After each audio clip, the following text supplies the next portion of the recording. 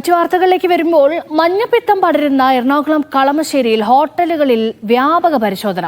നഗരസഭ ആരോഗ്യ വിഭാഗം ഉദ്യോഗസ്ഥരാണ് പരിശോധന നടത്തുന്നത്. രോഗവ്യാപനം ഉണ്ടായ വാർഡുകളിൽ ആരോഗ്യവകുപ്പിന്റെ മെഡിക്കൽ ക്യാമ്പ് ആരംഭിച്ചു. മുസിന അസോ ചേരുന്നുണ്ട് വിവരങ്ങൾ നൽകാൻ. മുസിന, എവിടെയൊക്കെയാണ് ഇപ്പോൾ പരിശോധന നടക്കുന്നത്?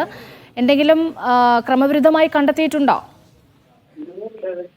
രേഷ്മ, വലിയ രീതിയിൽ തന്നെയാണ് ഇപ്പോൾ നഗരസഭ ആരോഗ്യ വിഭാഗത്തിന്റെ നേതൃത്വത്തിൽ പരിശോധന നടന്നത്. രാവിലെ 6:30 ആരംഭിച്ച പരിശോധന 11 മണിയോടുകൂടി അവസാനിപ്പിച്ചു.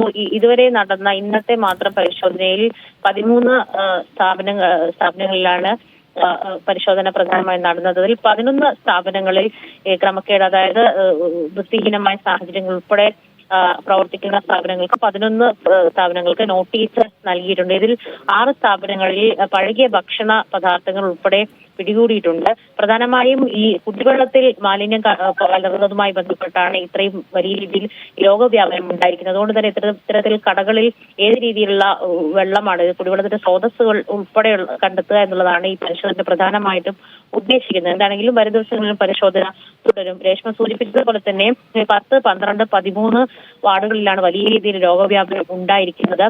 ഇന്നലെ മാത്രം 29 പേർക്കാണ് പുതുതായി രോഗം റിപ്പോർട്ട് ചെയ്തിരിക്കുന്നത്. ഔദ്യോഗിക കണക്കുകളനുസരിച്ച് 42 പേർക്കാണ് ഇപ്പോൾ നിലവിൽ രോഗം ഉള്ളത്.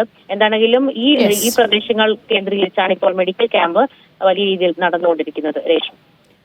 ശരി, മുഹ്സിന അസുവാണ് വിവരങ്ങൾ നൽകിയത്.